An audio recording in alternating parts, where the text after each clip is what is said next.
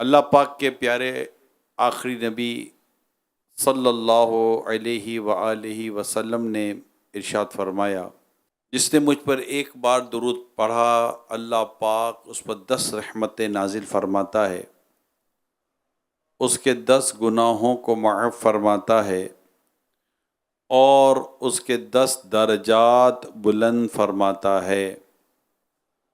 صلو علی الحبیب صلی اللہ تعالی علی محمد وعلی آلہ وصحبہ وبارک وسلم۔ صلاۃ و سلام علیک یا سیدی یا سیدی یا سیدی، یا مکی یا مدنی یا قرشی یا ہاشمی یا مطلبی یا رسول اللہ صلی اللہ تعالی علیہ وآلہ وسلم۔ ایک بزرگ رحمۃ اللہ تعالی علیہ نے مسجد کے دروازے پر شیطان کو دیکھا۔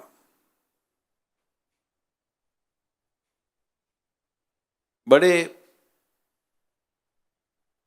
حیران اور پریشانی کے عالم میں شیطان مسجد کے باہر کھڑا تھا۔ حضرت نے دیکھ کر پوچھا، کیا بات ہے؟ شیطان نے کہا، اندر دیکھیے۔ تو انہوں نے اندر دیکھا تو ایک شخص نماز پڑھ رہا تھا اور ایک آدمی مسجد کے دروازے کے پاس سو رہا تھا۔ شیطان نے بتایا کہ وہ جو اندر نماز پڑھ رہا ہے نا، اس کے دل میں وسوسہ ڈالنے کے لیے میں مسجد کے اندر جانا چاہتا ہوں، لیکن جو دروازے کے قریب سو رہا ہے یہ روزہ دار ہے۔ یہ سویا ہوا روزہ دار جب سانس باہر نکالتا ہے تو اس کی وہ سانس میرے لیے شعلہ بن کر مجھے اندر جانے سے روک دیتی ہے۔ یہ روزہ دار کے روزے کی برکت ہے۔ یعنی روزہ دار کا روزہ شیطان کے لیے کس قدر بھاری ہے اور روزے کی کس قدر اہمیت ہے، اسے ہم اس حکایت سے سمجھنے کی کوشش کر رہے ہیں۔ اب سوچئے کہ جب روزہ دار کی اس برکت سے دوسرا شخص محفوظ ہے تو خود روزہ دار کتنا محفوظ رہے گا۔ اگر روزہ ہو پھر روزہ، کیونکہ روزہ یہ اتنی عمدہ عبادت ہے کہ اگر ہم اس کو صحیح طور پر رکھنے میں کامیاب ہو جاتے ہیں، اللہ کی توفیق سے ہوگا، جو بھی ہوگا اللہ کی توفیق سے ہوگا، تو ہم اس کا جو مقصد ہے نا، لعلکم تتقون، اللہ پاک نے چاہا تو یہ پانے میں کامیاب ہو جائیں گے۔ جیسا کہ اللہ پاک نے قرآن کریم میں ارشاد فرمایا، سورہ بقرہ آیت نمبر 183، یا ایہا الذین آمنوا کتب علیکم الصیام کما کتب علی الذین من قبلکم لعلکم تتقون۔ اے ایمان والو، تم پر روزے فرض کیے گئے جیسا تم سے پہلے لوگوں پر فرض کیے گئے تھے، تاکہ تم پرہیزگار بن جاؤ۔ تو اول تو یہ کہ یہ ہمیں پتہ چلا کہ روزہ ایک قدیم عبادت ہے، اور پہلے بھی روزے رکھنے کا سلسلہ چلا آ رہا ہے، جو پہلے کی امتیں تھیں ان میں، پھر اس کی پوری ایک تفصیل ہے۔ مگر یہاں جو روزے کا جو اصل مقصد بیان کیا گیا، بنیادی مقصد بیان کیا، وہ تھا لعلکم تتقون، تاکہ تمہیں تقوی نصیب ہو، تمہیں پرہیز گاری نصیب ہو۔ تقوی جو عموماً ہم سنتے ہیں، متقی بن گیا، متقی آدمی ہے، بڑا تقوی والا شخص ہے، تقوی ہونا چاہیے، پرہیزگاری ہونی چاہیے، یہ ہم لفظ سنتے رہتے ہیں۔ کوئی مسلمان کے لیے یہ لفظ اتنا کوئی نیا ہے نہیں، مگر اس کا معنی کیا ہے، اصل معنی، اس کی بنیادی جو اس کی ایک ڈیفینیشن ہے، اس کو سمجھنا بہت ضروری ہے۔ عذاب کا سبب بننے والی چیز، یعنی ہر چھوٹے بڑے گناہ سے نفس کو بچایا جائے، اسے تقویٰ کہتے ہیں۔ اب روزہ اور تقویٰ، ہم اس کو سمجھنے کی کوشش کرتے ہیں۔ دیکھیے، رسول اکرم نور مجسم صلی اللہ علیہ وآلہ وسلم نے ارشاد فرمایا، بہت سے روزہ دار ایسے ہیں جنہیں اپنے روزوں سے بھوک و پیاس کے علاوہ کچھ حاصل نہیں ہوتا۔ اب چونکہ ماہ رمضان میں جو سب سے اہم اور بنیادی عبادت ہے وہ روزہ ہے، تو روزہ کو جو ہم سمجھنے کی کوشش کریں، یعنی کہ اس کا جو میں نے حدیث سنائی کہ اس کو کہ بہت سے روزہ دار ایسے جنہیں اپنے روزوں سے بھوک و پیاس کے علاوہ کچھ حاصل نہیں ہوتا۔ اس کا ایک معنی یہ ہے کہ کوئی شخص روزہ رکھ کر حلال کھانے سے تو رک جائے، شربت نہیں پی رہا، بریانی نہیں کھا رہا، اور بھی 10 قسم کی حلال، پانی نہیں پی رہا، یار رکا ہوا ہے نا، حلال چیز سے پانی تو حلال ہے، لیکن چونکہ اب اس کا روزہ ہے تو اس کو پانی پینے کی اجازت نہیں ہے، ورنہ تو روزہ ٹوٹ جائے گا۔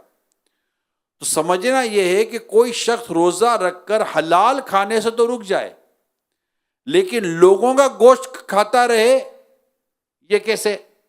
اب یہ لوگوں کا گوشت کون کھائے گا؟ غیبت کیا ہے؟ غیبت کرنا کسے کہتے ہیں؟ اپنے مرے ہوئے بھائی کا گوشت کھانا۔ تو اب ویسے تو یہ حلال، جو چیزیں حلال تھیں، یہ اس کو ترک کر رہا ہے کہ میرا روزہ ہے، لیکن اس کے علاوہ جو چیز ہے ہی حرام، غیبت، اس سے نہیں رک رہا، یہ کبیرہ ہے۔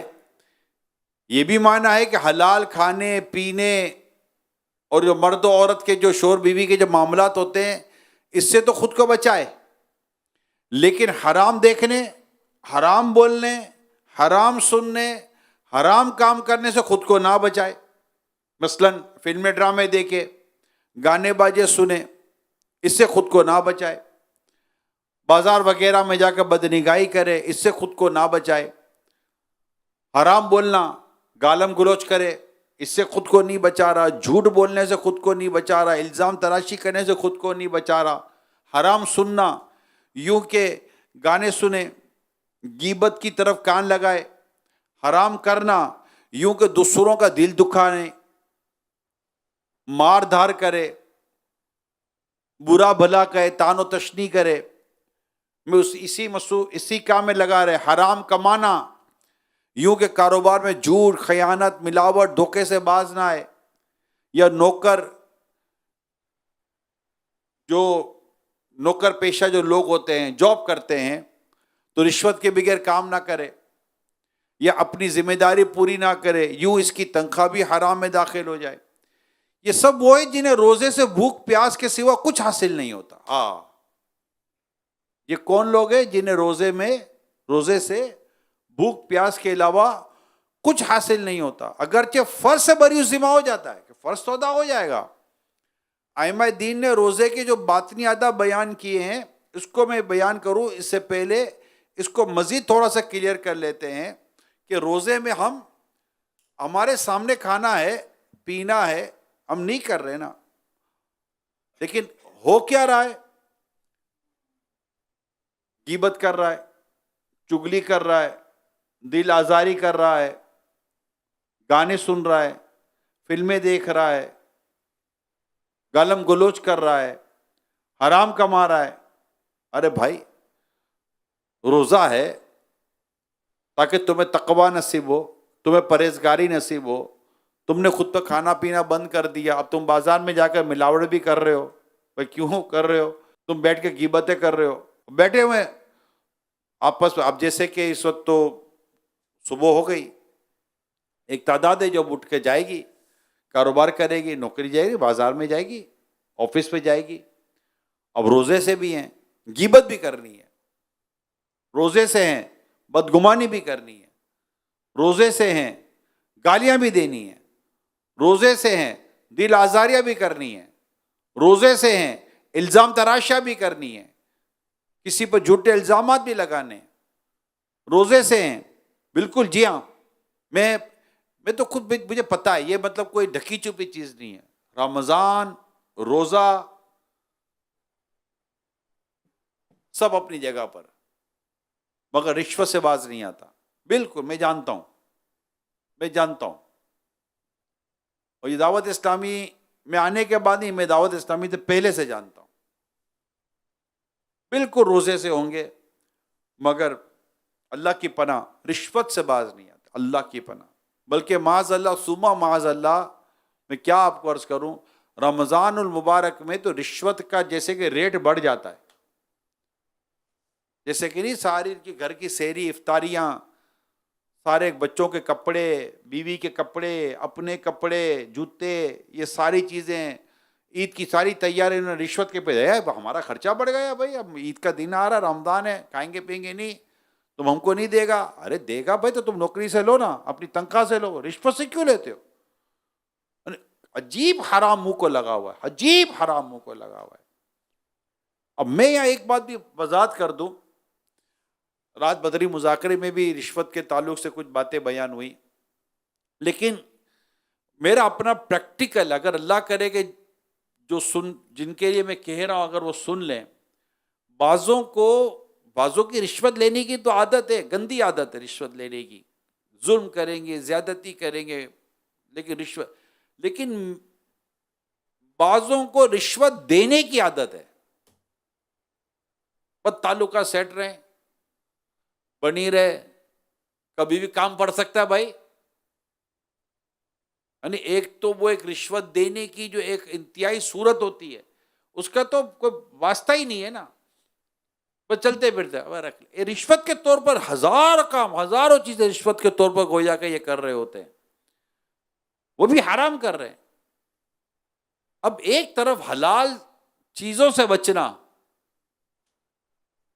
کلی کی 4 دفعہ تھوکیں گے، عام دنوں میں نہیں، روزے 4 دفعہ تھوکیں گے، نہیں بھائی ہلکا سا پانی کا نہ روزہ ٹوٹ جائے گا، حالانکہ منہ میں کلی ہے، 2-4 جھٹکے اندر دھکے مار دے گا، قطرے وطرے، تو کس کو پتا بھائی، کس سے بولنے کی ضرورت نہیں تھی، نہیں روزہ ٹوٹ جائے گا۔ اچھی عادت ہے، یہ اچھا کام کر رہے کہ پانی نہ اندر جائے، روزہ نہ ٹوٹے، روزے کی حفاظت کی سوچ ہے، مگر پانی تو حلال تھا نا، تم نے حلال کام چھوڑ دیا، حلال چیز کو ترک کر دیا تاکہ روزہ نہ ٹوٹے، اور وہ چیز جو حرام تھی، غیبت حرام، چگلی حرام، رشوت حرام، گانے حرام، فلمیں حرام، بد نگاہی حرام، بدگمانی حرام، دل آزاری حرام، ماں باپ کو ستانا بلا اجازت شرعی، یہ ماں باپ کو ستانا حرام بلا اجازت شرعی، دل آزاری حرام،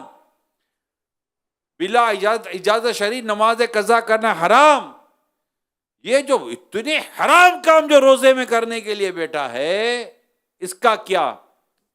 اب یہ جو میں نے ساری تفصیل بیان کی، کان کے ذریعے حرام، تو آنکھ کے ذریعے حرام، تو کمانے کے ذریعے حرام، تو یہ کرنے والے، اور یہ ساری چیزیں جو میں نے بیان کی، ان تمام تر بیان کے بعد تفسیر صلاۃ الجنان میں کیا لکھا ہے؟ لکھا ہے یہ سب وہ ہیں جنہیں روزے سے، یعنی اوپر وہ حدیث، اس حدیث کو دوبارہ پیش نظر رکھیں کہ نبی پاک صلی اللہ علیہ وآلہ وسلم کیا فرمایا، مسند احمد کی حدیث ہے کہ آپ صلی اللہ علیہ وسلم کیا فرمایا، بہت سے روزہ دار ایسے ہیں جنہیں اپنے روزوں سے بھوک و پیاس کے علاوہ کچھ حاصل نہیں ہوتا، اور اب میں نے اس کی تفصیل بیان کی، صلاۃ الجنان سے میں نے تفصیل بیان کی کہ وہ کون کون سے حرام چیزیں تھی جو اس پہ بیان کی گئی ہیں وغیرہ کے ساتھ، اور آخر میں آ کر اینڈ میں کیا، یہ سب وہ چیزیں، یہ وہ سب حرام جو اوپر حرام کام بیان کیے گئے، ناجائز کام بیان کیے گئے، نہ کرنے والے کام بیان کیے گئے جو روزے میں کر رہے ہیں، یہ سب وہ ہیں جنہیں روزے سے بھوک، یہ کرنے والے کو روزے میں بھوک اور پیاس کے سوا کچھ حاصل نہیں ہوتا۔ شرعی مسئلہ یہ ہے کہ اگرچہ فرض سے بری ذمہ ہو جاتا ہے، اس کا فرض ادا ہو جاتا ہے، لیکن وہ روزے کی روحانیت و تقوی، وہ پرہیزگاری جس کو حاصل کرنا تھا، اس کا کیا؟ بزرگوں نے جو آداب بیان کیے روزے کے، میں اس کو اب میں تھوڑا سنیے گا. پہلا ادب، نگاہیں جھکا کر رکھیں اور انہیں ہر مذموم و مکروہ چیز دیکھنے سے بچائیں. نگاہوں کی حفاظت، اور دل کو ذکر الہی سے غافل کرنے والی چیزوں کے متعلق سوچنے سے محفوظ رکھیں. یعنی آنکھ کی حفاظت بہت ضروری ہے، عام دنوں میں بھی کرنی ہے، جنرلی بھی کرنی ہے، روزہ رمضان کے علاوہ بھی کرنی ہے، روزہ ہو یا نہ ہو. مگر خاص طور پر ایک ایسی عبادت، روزے جیسی عبادت ہم کر رہے ہیں، روزہ الحمدللہ ہمارا ہے. اب روزہ رکھ کر بھی آدمی آنکھوں کو اتنے آزاد کر دے، کہاں کا تک بنتا ہے؟ قرآن میں آنکھوں کی خیانت کا ذکر ہے، آنکھیں بھی خیانت کرتی ہیں. یعنی جن چیز کو نامحرم عورت کو دیکھنے کے ساتھ ساتھ جن چیزوں کو دیکھنے سے اللہ نے منع کیا ہے ان کو دیکھنا، اسے قرآن میں آنکھوں کی خیانت کہا گیا ہے. آنکھیں خیانت کرتی ہیں، نہ دیکھے. اب تو تماشا یہ ہے، اللہ پاک ہمارے حال پر رحم فرمائے، ہم تو مغرب میں یہیں ہوتے ہیں، غروب آفتاب جب ہوتا ہے افطار کا وقت ہم یہیں ہوتے ہیں، مگر جو اب پتہ چلتا ہے وہ میں آپ کے ساتھ شیئر کرتا ہوں. اللہ کرے ایسے لوگ ہمیں دیکھ رہے ہوں، سن رہے ہوں، یا کوئی ان تک ہمارا یہ ویڈیو کلپ اللہ کرے پہنچ جائے کہ ماہ رمضان میں عین افطار کے وقت الحمدللہ جب ہم فیضان مدینہ میں کیبن میں بیٹھ کر فیضان مدینہ میں مسجد میں بیٹھ کر جب ہم دعا کر رہے ہوتے ہیں، افطار کا وقت ہوتا ہے اور ہزاروں لوگ رو رو کر دعائیں کر رہے ہوتے ہیں. الحمدللہ امیل سنت بھی یہاں تشریف فرما ہوتے ہیں، دعا کر رہے ہوتے ہیں، اور نہ جانے کہاں کہاں یہ دعائیں دیکھی جا رہی ہوتی ہیں. اب کوئی کہنے والے کہتے ہیں یار ایک تو آپ ہو اور ایک دعوت اسلامی اور دینی ماحول یا مدنی چینل، دوسری طرف ایک وہ طبقہ جو مدنی چینل پہ دعا میں نہیں ہے مگر افطار وہ ٹی وی پر ہی کر رہا ہے. افطار وہ ٹی وی پر ہی کر رہا ہے، اس کے سامنے مدنی چینل نہیں چلا مگر اس کے سامنے ایک ایسا چینل یا ایسا پروگرام چل رہا ہے کہ جو عین دعا کے وقت، یعنی سامنے افطار کی ساری تیاری ہے، وہ ہاتھ بھی اٹھا کر بیٹھا ہوا ہے، کچھ دل میں یا منہ سے دعا بھی کر رہا ہے، سامنے ٹی وی چل رہا ہے، اس میں اشتہار آ رہا ہے، اس میں عورت آ رہی ہے، اس میں میوزک آ رہا ہے، اس میں عجیب و غریب معاملات آ رہے ہیں. یار سمجھ نہیں آتی یہ ہوگا کیا. اب یہ مطلب کہ عجیب و غریب اور عجیب صورتحال ہو گئی نا. مطلب کہ بندہ گناہ افطار کے وقت کیسے، گناہ تو گناہ ہے، کرنا ہی نہیں ہے، مگر عین افطار کے وقت جبکہ قبولیت دعا کا وقت ہے، بندہ چلے مدنی چینل، اللہ کرے مدنی چینل پر رہیں، ایک لمحہ ہے. لیکن اب یہاں جو افطار کا وقت ہے، ضرورت تو نہیں ہے کہ دنیا بھر میں یہی افطار کا وقت نہ ہے، اور ہے بھی نہیں، یہ تو کراچی کا ایک حساب کتاب ہے. لیکن جب اس کے باہر دیکھتے ہیں تو پھر وقت بدلتا رہتا ہے، کسی کا وقت بعد میں آئے گا، کسی کا وقت پہلے آئے گا، اور دنیا کا الگ الگ نظام ہے. مگر یہ کہاں کی مطلب کہ سمجھ نہیں آتی، یہ کیا بولوں میں ان لوگوں کو، یہ کیا چیز ہے کہ آپ افطار کے وقت بھی گناہ سے باز نہیں آ رہے. یعنی ایسا کبھی کبھی لگتا ہے کہ شاید ایک تعداد جسے شعور ہی نہیں ہے کہ یہ گناہ ہو رہا ہے، شعور ہی نہیں، ایسا لگ رہا ہے، شاید واللہ عالم ممکن ہے، اور شاید ہو سکتا ہے ہمارے کہنے سے بعضوں کو شاید کوئی چوٹ ووٹ لگ گئی ہے. ہاں یار نہیں، غلط ہے. اب ایک اجنبی اور ایک غیر محرم عورت کو دیکھ رہے ہیں، غلط ہے. اب کیسے غلط ہے؟ میں کہا ابھی آپ کو سمجھا دیتا ہوں غلط کیوں ہے. ابھی ایک مولانا اگر ایک اجنبی سے بے پردہ عورت کے ساتھ کھڑا رہ جائے تو آپ کو ہاں دیکھو مولانا ایک اجنبی عورت کے ساتھ کھڑا ہوا ہے، باتیں کر رہا ہے، کیوں بھائی کیا پرابلم ہے؟ نہیں ہے، غلط ہے. کیا غلط ہے؟ غلط ہے نا، آپ غلط بول رہے ہو نا. مولانا کے لیے غلط ہے، داڑھی والے کے لیے غلط ہے. غلط اس لیے کہ شرعن غلط ہے. وہ داڑھی والا اس لیے غلط ہے، اس لیے نہیں ہے.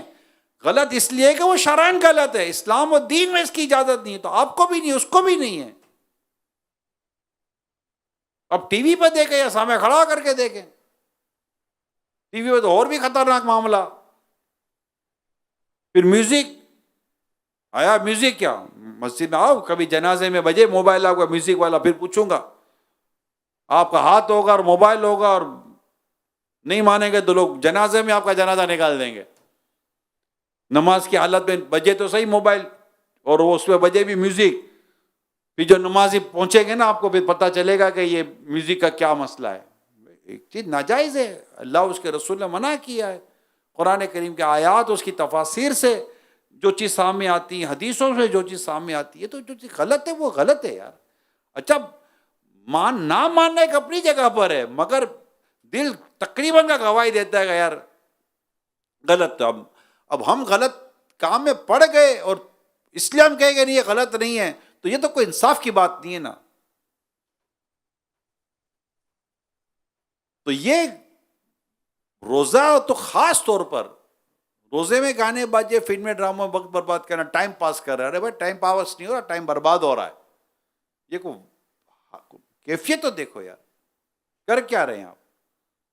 اللہ پاک کی رحمت ہے، اللہ نے روزہ رکھنے کی سعادت دی ہے. نماز پڑھیں پابندی کے ساتھ، مسجد میں آئے بیٹھیں. ایک مہینہ تو ہے یار رمضان کے روزے فرض کیے گئے، ایک مہینہ ہی تو ہے. یوں آتا ہے یوں نکل جاتا، پتہ بھی نہیں چلتا یار.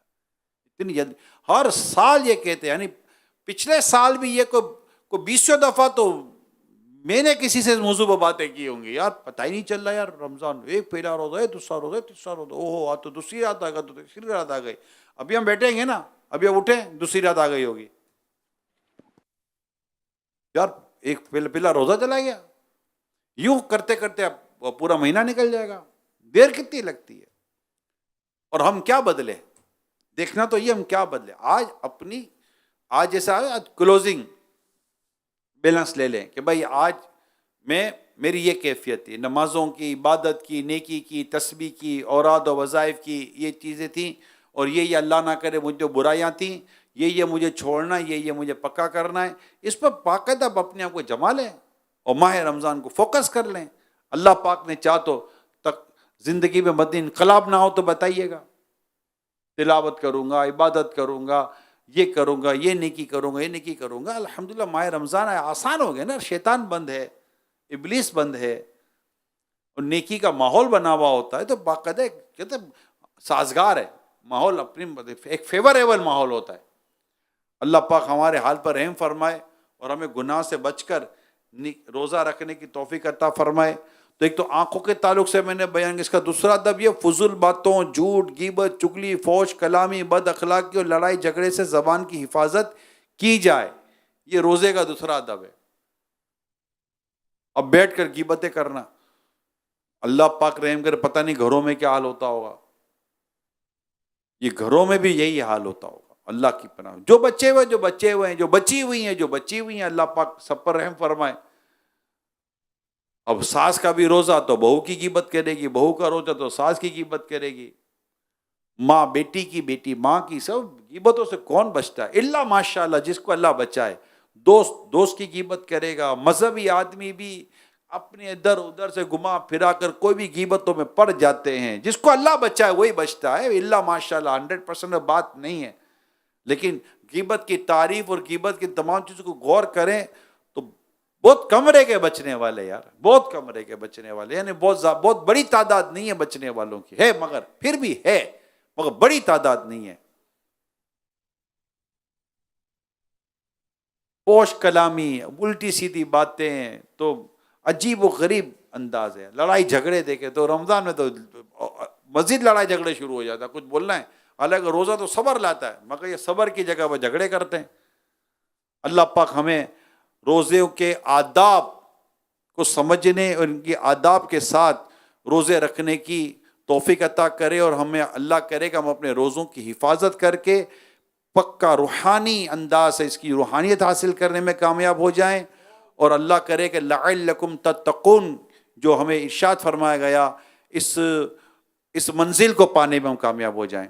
آمین بجاہ خاتم النبیین صلی اللہ علیہ وآلہ وسلم. صلو علی الحبیب.